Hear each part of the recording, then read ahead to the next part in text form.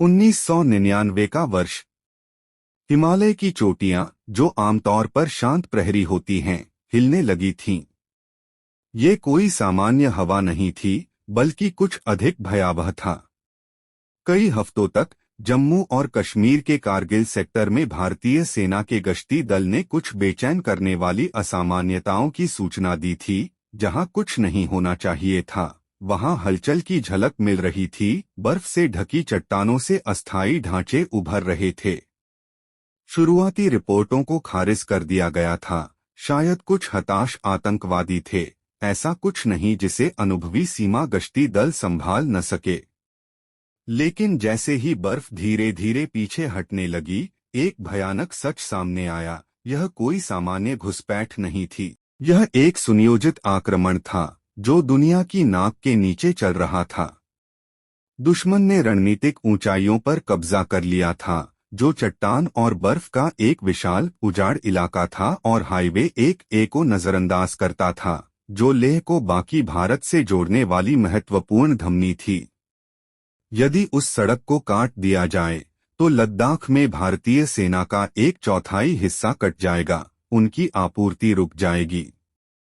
यह भारत के उत्तरी सुरक्षा कवच के दिल पर एक छुरा था, जो दुस्साहसिक और चोरी छिपे दिया गया एक रणनीतिक मास्टर स्ट्रोक था। दिल्ली शुरू में हिचकिचाती थी, लेकिन घुसपैठ के विशाल पैमाने से अचानक जाग गई। यह कोई झड़प नहीं थी, यह युद्ध था, जो उन ऊंचाइयों पर लड़ा जा रहा था जहां दुश्मन के मौका मिलने से पहले ही आपकी सांसें उखड़ जाती हैं।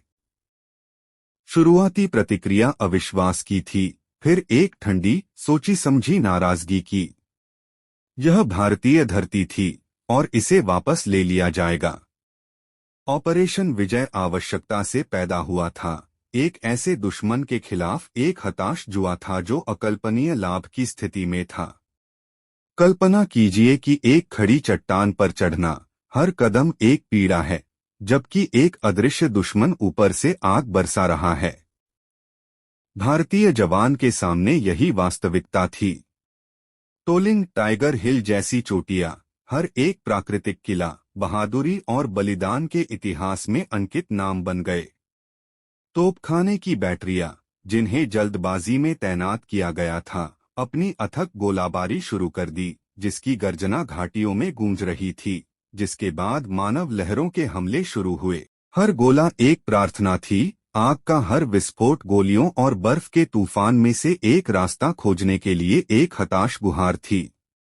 शुरू के दिन क्रूर थे, जो कष्टदायक झटकों से चिह्नित थे। पतली हवा हर प्रयास को एक संघर्ष बना देती थी, अत्यधिक ठंड एक खतरा थी।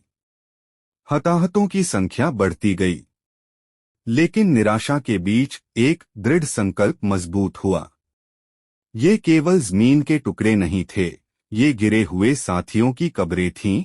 हर एक चोटी अटूट साहस का एक वसीयतनामा था। हमने कच्चे आंत के हेरोइज्म की कहानियां देखीं। पुरुष रात भर चढ़ाई करते रहे, उनकी गतिविधियों को स्याही जैसी डार्कनेस से छिपाया गया था, जिसने दुश्मन को चौंका दिया था, जो मानते थे कि उनकी स्थिति अभेद्य है। हमने युवा अधिकारियों को आगे बढ़कर नेतृत्व करते हुए देखा। उनकी आवाजें प्रोत्साहन से घिरी हुई थीं। उनके कार्यों ने उनकी प्लाटून्स को असंभव फीट्स के लिए प्रेरित किया।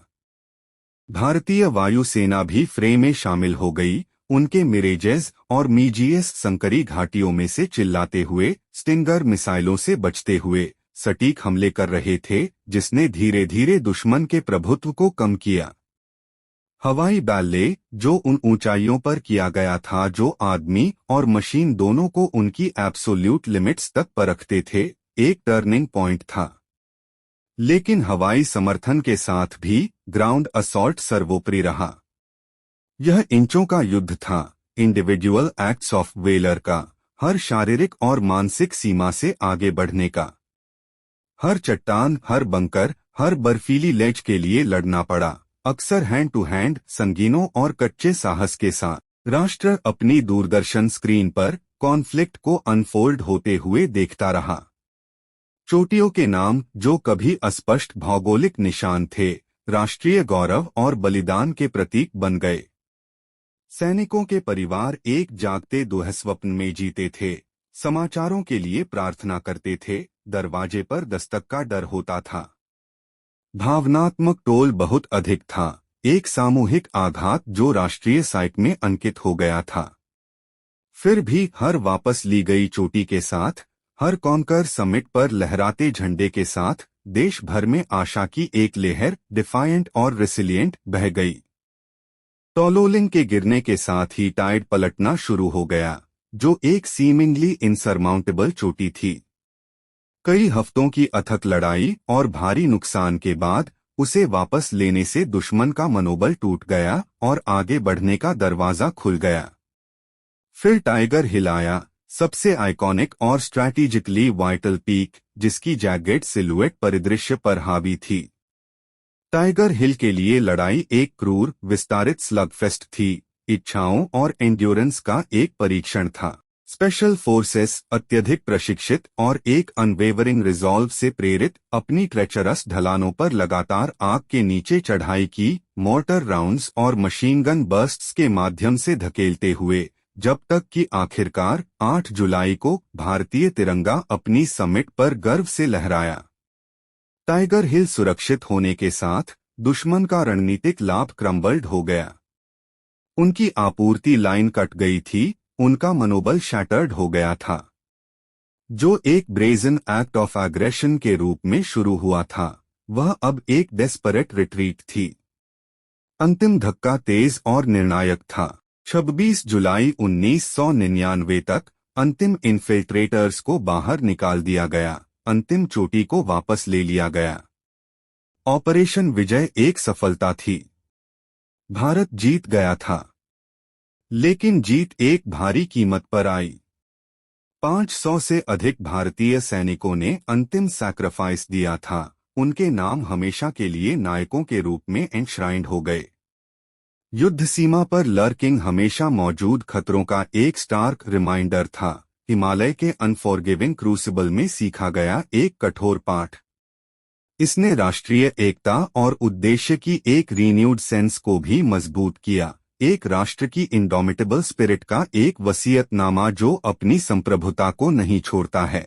चोटियां जो कभी शांत थीं, अब अनपैरालल्ड करेज की कहानियां फुसफुसाती हैं, उन पुरुषों की एक कांस्टेंट एको जो अपनी मातृभूमि के हर इंच के लिए लड़े और मर गए।